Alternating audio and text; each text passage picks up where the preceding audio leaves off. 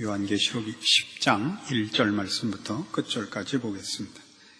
내가 또 보니 힘센 다른 천사가 구름을 입고 하늘에서 내려오는데 그 머리 위에 무지개가 있고 그 얼굴은 해 같고 그 발은 불기둥 같으며 그 손에 펴놓인 작은 책을 들고 그 오른발은 바다를 밟고 왼발은 땅을 밟고 사자의 부르짖는 것 같이 큰 소리로 외치니 외칠 때 일곱 우레가 그 소리를 발하더라. 일곱 우레가 발할 때 내가 기록하려고 하다가 곧 들으니 하늘에서 소리나서 말하기를 일곱 우레가 발한 것을 인봉하고 기록하지 말라 하더라. 내가 본 바다와 땅을 밟고 섰는 천사가 하늘을 향하여 오른손을 들고 세세토록 살아계신 자 곧 하늘과 그 가운데 있는 물건이며 땅과 그 가운데 있는 물건이며 바다와 그 가운데 있는 물건을 창조하신 이를 가리켜 맹세하여 가로되 지체하지 아니하리니 일곱째 천사가 소리내는 날 그 나팔을 불게 될 때 하나님의 비밀이 그 종 선지자들에게 전하신 복음과 같이 이루리라. 하늘에서 나서 내게 들리던 음성이 또 내게 말하여 가로되 네가 가서 바다와 땅을 밟고 서 있는 천사의 손에 펴놓인 책을 가지라 하기로 내가 천사에게 나아가 작은 책을 달라 한즉 천사가 가로되 갖다 먹어버리라. 내 배에는 쓰나 내 입에는 꿀같이 달리라 하거늘 내가 천사의 손에서 작은 책을 갖다 먹어버리니 내 입에는 꿀같이 다나 먹은 후에 내 배에서는 쓰게 되더라. 저가 내게 말하기를 내가 많은 백성과 나라와 방언과 임금에게 다시 예언하여야 하리라 하더라. 오늘은 여기 특별히 하늘에서 내려온 천사가 가지고 있는 그 손에 가진 펴놓인 작은 책을 생각하려고 합니다. 이 책의 내용이 무엇이냐 하는 것입니다. 우리는 이 책에 관한 한은 사실은 계시록 5장에 우리 주님께서 펴신 일곱 인으로 봉해 있던 책을 먼저 연상해 봐야 합니다. 계시록 5장에 가시면 1절 내가 봄에 보좌에 앉으신 이 오른손에 책이 있으니 안팎으로 썼고 일곱 인으로 봉하였더라. 또 봄에 힘있는 천사가 큰 음성으로 외치기를 누가 책을 펴며 그 인을 떼기에 합당하냐 하니 하늘 위에나 땅 위에나 땅 아래는 이 책을 펴거나 보거나 할 리가 없더라. 이 책을 펴거나 보거나 하기에 합당한 자가 보이지 않기로 내가 크게 울었더니 장로 중에 하나가 내게 말하되 울지 말라. 유대 지파의 사자 다윗의 뿌리가 이겼으니 이 책과 그 일곱 인을 떼시리라 하더라. 그래서 이제 주께서 어린 양이 나오셔서 7절 어린 양이 나와서 보좌에 앉으신 이의 오른손에서 책을 취하시니라. 그래서 이제 일곱 인이 떼어지는 첫 번째 우리 그 일곱 인 시리즈를 보게 되었었습니다. 근본적으로 지금 천사가 들고 있는 이 책은 이 주께서 여신 책과 궤를 같이 합니다. 그 내용에 있어서 조금 다를 수는 있습니다. 다를 수 있다는 건 어느 부분을 더 확장하고 있을 수 있고 어느 부분을 더 세밀하게 다룰 수는 있지만 기본적으로는 궤를 같이 합니다. 이게 무슨 뜻이냐 하면 여기에 등장하는 책들은 다 하나님의 뜻을 기록한 것들입니다. 하나님의 뜻 외의 것을 천사가 가지고 있을 리가 없고 요한에게 주었을 리가 없기 때문입니다. 그리고 그 모든 하나님의 뜻은 이 처음 일곱 인으로 봉인했던 책, 우리 주 예수 그리스도, 어린 양 되신 예수님만이 펼 수 있었던 그 첫 환상에서 본 바와 같이 그것은 예수 그리스도를 열쇠로 하며 예수 그리스도로 말미암아만 열 수 있는 내용이었고 그것은 다시 말해서 그리스도로 말미암는 하나님의 전 우주적 심판, 하나님의 나라를 세우는 일에 방해가 되며 반대하는 자들을 향한 심판과 하나님의 뜻과 사랑과 은혜와 그 베푸시는 구원의 대상들의 온전한 완성, 이것이 그 모든 내용의 가장 기본이 되고 가장 중요한 내용이라는 것을 우리가 이미 살폈습니다. 그 궤도에서 이 내용이 여기 오늘 등장하는 이 천사가 가진 책이 그 궤도에서 벗어나지 않을 것입니다.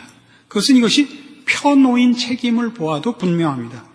그래서 편 책은 이것을 따로 열어야 하는, 그러니까 처음 어린 양 되신 예수 그리스도가 그 책을 편 이후로는 이제 인봉될 책이 없다는 것을 암시하고 여기 펴놓여 있는 것은 이미 어린 양으로 인하여 이제 허락된 구원과 어린 양으로 인하여 이제 완취로 가고 있는, 완성으로 가고 있는 하나님의 뜻의 내용들 안에 속한 것임을 시사하고 있습니다.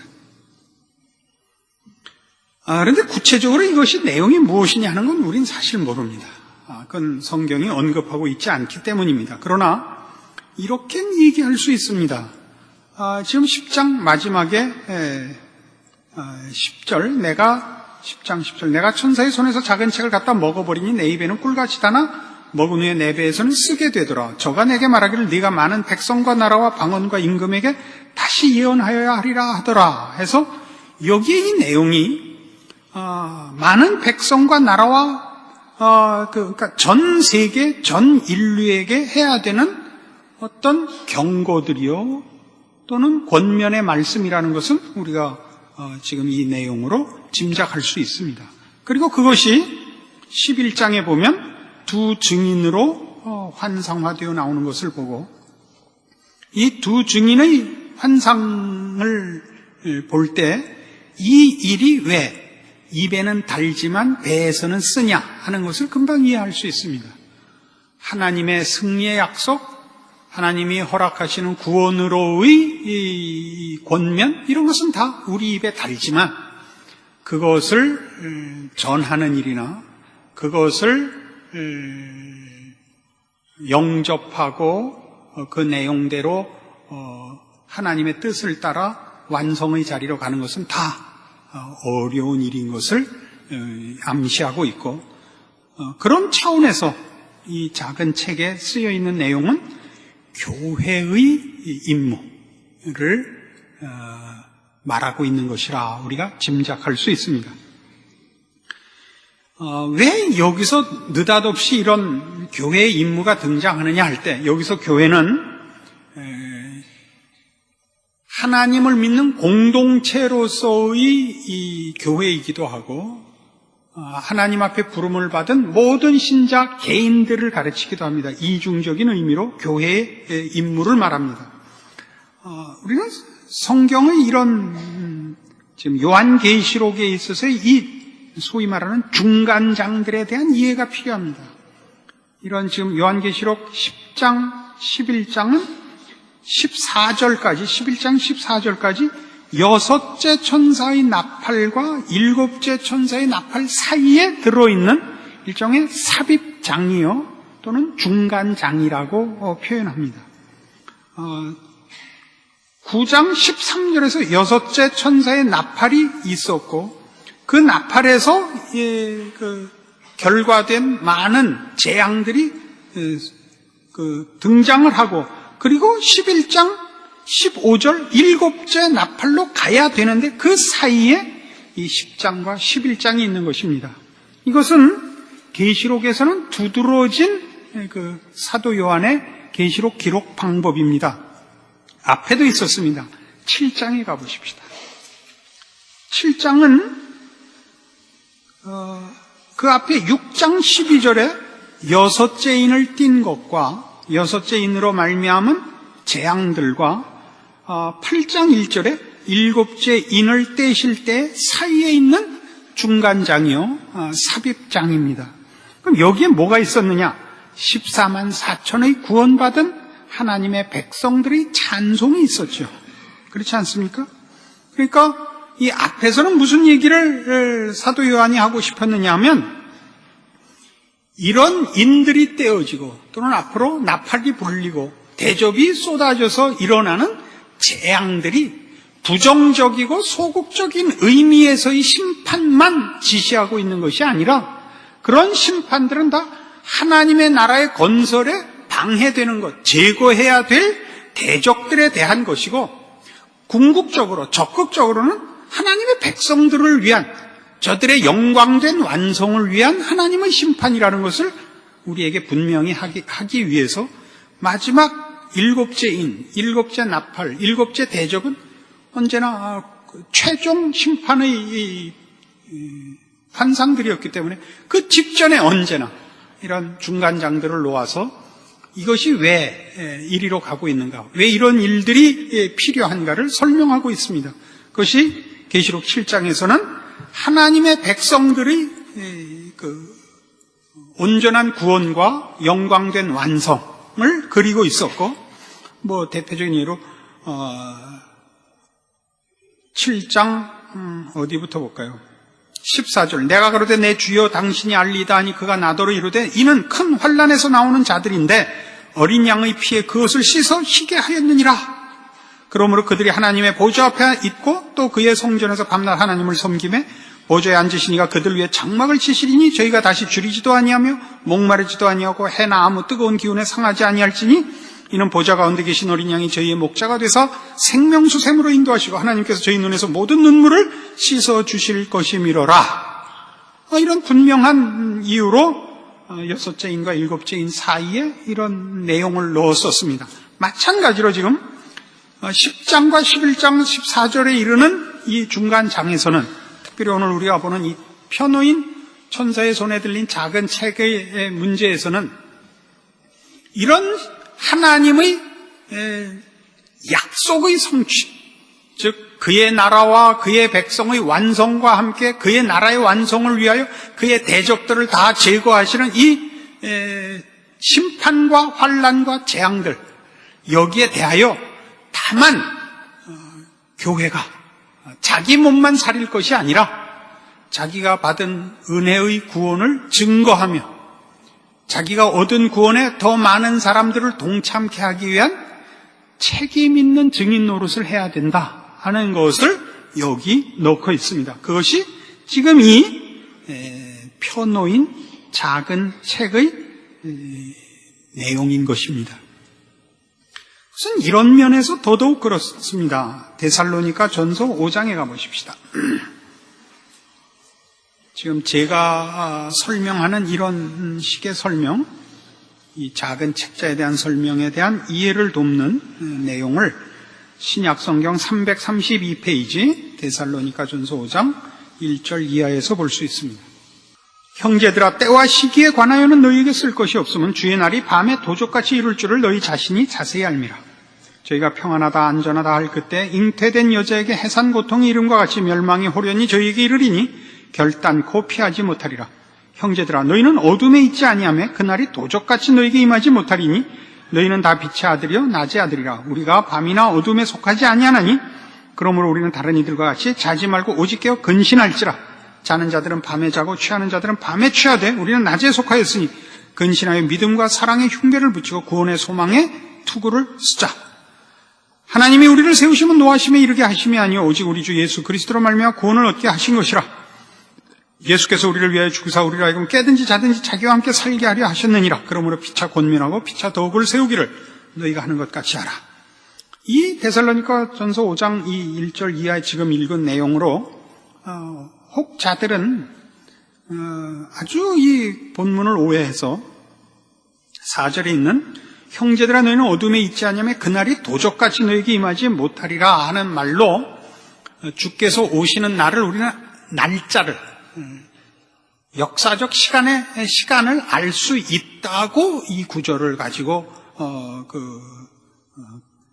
말하자면 주장을 합니다.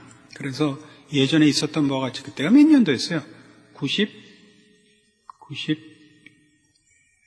몇 년도에 10월에 온다 해갖고 날짜까지 다 했었던, 이제 지나가 버려갖고 이제 기억이 안 나네요. 그런 일이 있는데 그때 근거 구절들이 다 이거 있었습니다.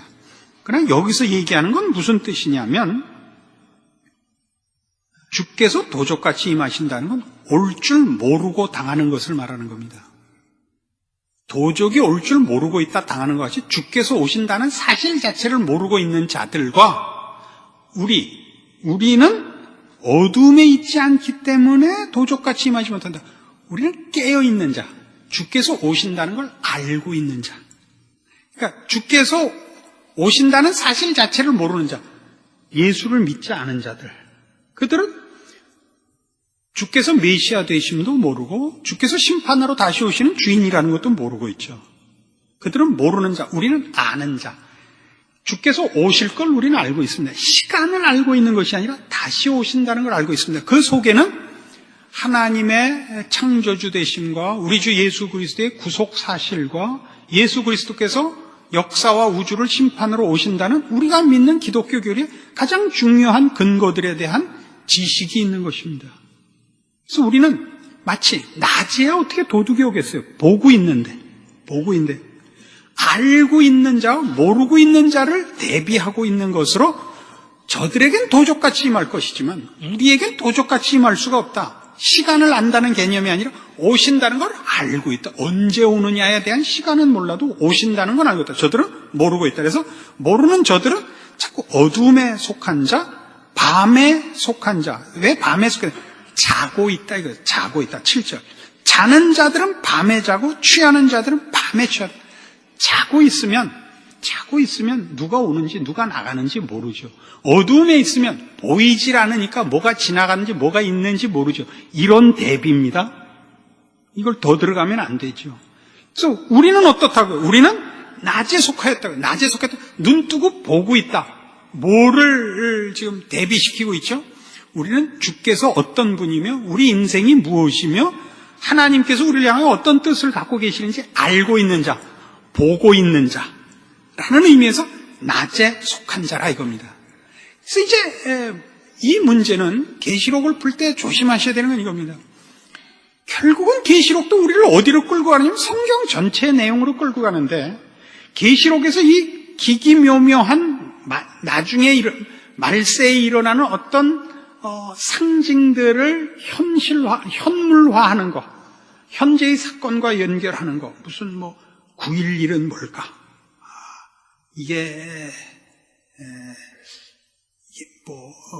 666은 뭘까? 적그리스도는 뭘까? 무슨 시중에 나온 세대주의자들 그 책들 중에 이런 거 있어요. 교황이다. 이시 공동체 의장이다. 재밌어요. 그냥 재밌게만 보세요. 그런 식의 발상들이 나오는 것은 성경 전체에 대한 무지입니다. 이런 모든 것은 다 아까도 본 바와 같이 이제 어린 양 예수 그리스도로 말미암아 펼 수 있게 된 책, 펼 수 있게 됐다는 것, 시행할 수 있게 된 하나님의 뜻. 그건 뭐죠? 하나님 나라의 완성입니다. 하나님 나라의 완성을 위하여 왜 예수님이 꼭 어린 양으로서 그 인범을 떼어야만 하는가? 대적을 물리치는 것은 하나님의 나라의 완성이 불가능하기 때문입니다. 하나님의 나라의 가장 중요한 건 통치자일 뿐만 아니라 통치를 받는 그의 백성이 있어야 하나님 나라가 성립이 되는 겁니다. 만일 우리가 없다면 이해를 돕게 하는 겁니다. 하나님의 가정은 설 수 있어도 하나님 가족은 모여서 집을 만들 수 있어도 하나님 나라를 세울 수는 없죠. 말하자면 이해를 돕기 위한 겁니다. 그래서 우리를 구원하여 하나님의 백성을 삼은 14만 4천으로 상징화된 하나님의 백성, 구원받은 백성이 있어야 이 심판과 말세는 말하자면 시행될 수 있는 것이었습니다. 기억나시죠? 그래서 이제 교회의 임무는 뭐냐 하면 하나님께서 그의 심판을 완성하시는 일에 그의 대적들을 제거하시는 것과 함께 그의 나라의 완성에 더 적극적인 부분, 그의 교회의 완성의 임무를 져야 됩니다. 우리는 교회라는 공동체로서 혹은 교회라는 개인 신앙인으로서 하나님께서 이 우주 속에, 인류 속에, 역사 속에 들어있는 죄들을 제거해 가듯이 우린 우리 안에 있는 죄들을 제거하여 하나님의 구원의 완성으로 발맞추어 우리 자신을 밀고 밀어 나가야 되는 것입니다.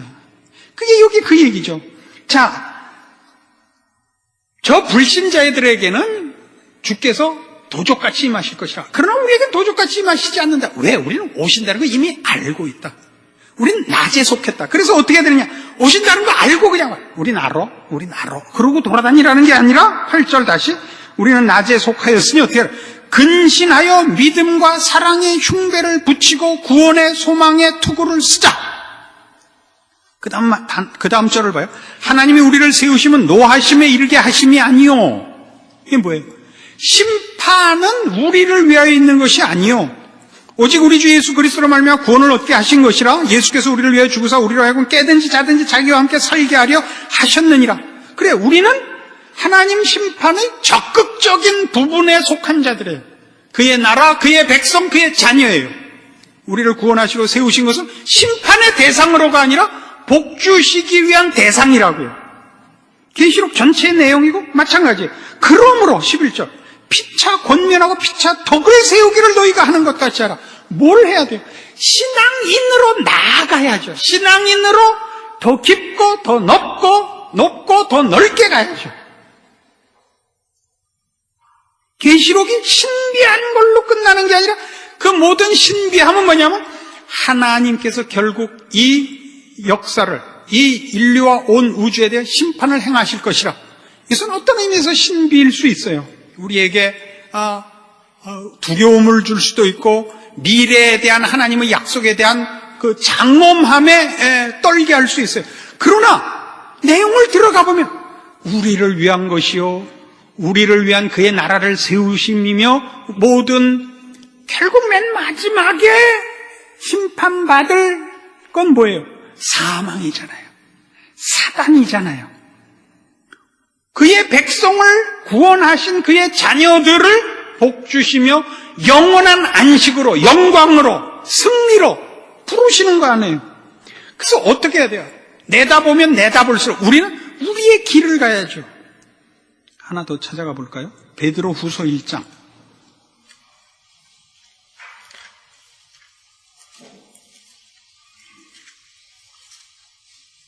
신약성경 384페이지 베드로 후서 1장 3절 이하의 말씀을 봅시다.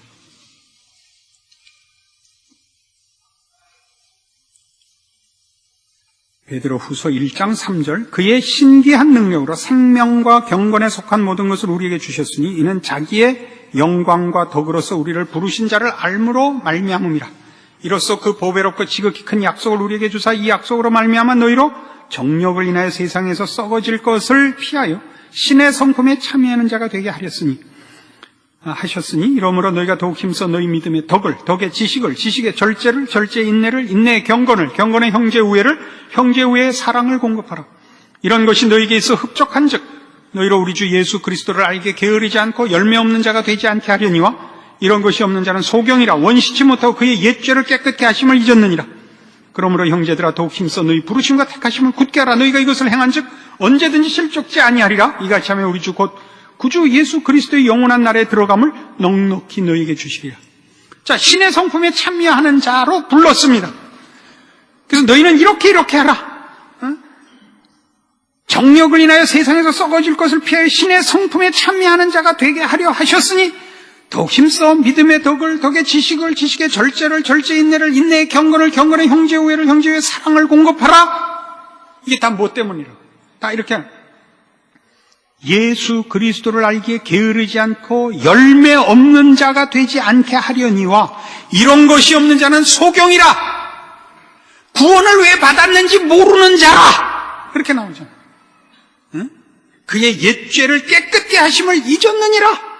구원을 왜 받았는지 모르는 자라. 예수님께서 심판하러 오신다는 말이 무엇인지 모르는 자라. 계시록을 왜 들으세요? 오늘을 사는 신앙인의 승리를 확인하기 위해서 계시록을 듣는 거예요. 읽고 듣는 거예요. 그렇게 하지 않을 거라면 우리는 뭐예요? 우리 구원 얻었으니까 이제 안 믿는 자들 얼마나 혼나나 보자. 이런 유치한 질투심이나 무슨 아주 구부러진 우월감밖에 안 되죠. 그래서 우리 모두가 사실상 개인적으로 보자면 나이가 드는 것은 죽음으로 가는 것이요, 심판으로 가는 것이요, 이 우주적 역사적 심판과 상관없이 각 개인은 개인의 종말을 맞이한다고요. 그럼 나이가 든다, 신앙의 연륜을 쌓아간다, 그럼 뭐가 달라지? 이런 게 있나 봐야 돼요. 이런 게 예수 믿는 자가 마땅히 가져야 할 신의 성품에 참여, 기독교 신앙의 고급한 경지로의 진전이 있는 걸 봐야 돼요. 어디서 보셔야 되는지 아세요? 사람과 사람 사이에 보세요. 가정에서 부부 사이에, 자식들 앞에, 이웃들 앞에, 교회 안에, 회사 안에 보세요. 왜 보라 그러죠? 우리에게 일어나는 이런 모든 일들은 다 성품적인 거예요. 어떤 일 이전의 성품적인 거예요. 여러분에게 믿음이 있는가? 거기 덕이 있는가? 거기 지식이 있는가? 절제가 있는가? 인내가 있는가? 경건이 있는가? 형제 우애가 있는가? 사랑이 있는가? 진전되시라고요. 진전되시라고요. 제가 목회하면서 배운 건 이겁니다. 모든 문제는 내가 잘못했구나 하기 전에는 끝이 안 난다는 사실을 배웠습니다. 내 잘못이구나. 따지면 내가 49 잘못했고 상대방이 51 잘못한 일이 있어요. 좀 더 양보하면 내가 30 잘못하고 상대방이 70 잘못한 거 있어요. 어떤 때 내가 10 잘못하고 상대방이 90 잘못한 거 있어요. 그러나 주님께서 우리한테 꼭 상대방이 90 잘못한 건 따지지 마. 너 10 잘못했다. 너는 그것만 생각해라. 이렇게 최종적으로 물어보세요. 저 사람이 더 잘못했어요. 이거는 안 물으세요. 여러분, 부부에게 있어서나 친구 사이에서나 우리가 사람으로서 사는 한 사회인이고 사회인으로서 누구와도 어쨌든 인간적인 관계를 맺게 되는데 하나님이 우리에게 요구하는 건 언제나 이겁니다. 우리는 어떤 사람에게는 법을 가지고 또는 어떤 규칙을 가지고 또는 경우나 상식과 예의를 가지고 기준을 삼는 관계들이 있죠. 신자에게 하나님이 요구하시는 건 언제나 너희가 나를 따르려거든 자기를 부인하고 자기 십자가를 지고 나를 쫓을지니라. 끊임없이 이 싸움을 하셔야 돼요. 그래서 예수를 믿는 횟수가 가면 예수 믿은 나이테가 있고 이게 깊어져야 돼요. 그걸 못하면 지는 겁니다. 그걸 못하면 지는 겁니다. 자기 싸움을 하세요. 다. 남 얘기할 거 없어요. 자기 싸움을 하세요. 하나님께서 그의 심판의 과정을 시작하셨고 그것은 결국 완성될 것입니다. 이미 진행 속에 있고 우리는 이 일의 증인이요 자신의 복을 위하여 책임을 져야 됩니다. 하나님의 백성된 표를 내야 합니다. 우리 자신을 위해서 또는 우리의 대적들을 회개케 하기 위한 이유에서라도 우리는 이 짐을 져야 됩니다. 책임으로 인식해야 됩니다.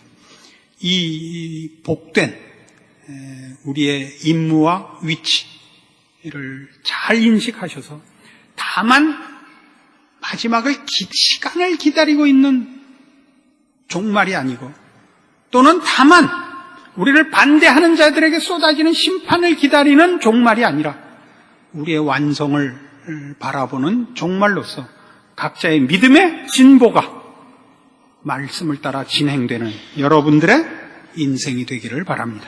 기도하십시다. 하나님 아버지 은혜를 감사합니다. 하나님께서 우리를 만드셨고 자녀로 부르셨으며 그 나라의 복된 백성으로 인정하셨습니다. 이 참으로 영화로운 복을 얻기 위하여 우리가 마땅히 우리를 사랑하시고 우리를 위하여 그 아들을 주신 하나님의 인도하심과 말씀 앞에 복종해야 할 것입니다. 세상은 우리를 시험하고 유혹해서 우리 보고 다만 정죄하는 싸움과 시기하는 싸움과 심판하는 싸움밖에는 정신을 못 차리게 하려고 합니다. 여기서 벗어나서 참다운 종말을 내다보는 하나님의 심판의 진정한 내용, 곧 교회된 우리의 완성을 내다보는 신앙으로 자신과 자신이 속한 사회에서 진정한 하나님의 종노릇을 하며 증인이 되는 충성되고 승리하는 신자의 삶을 이어가는 우리가 되게 하여 주시옵소서. 예수님 이름으로 기도합니다. 아멘.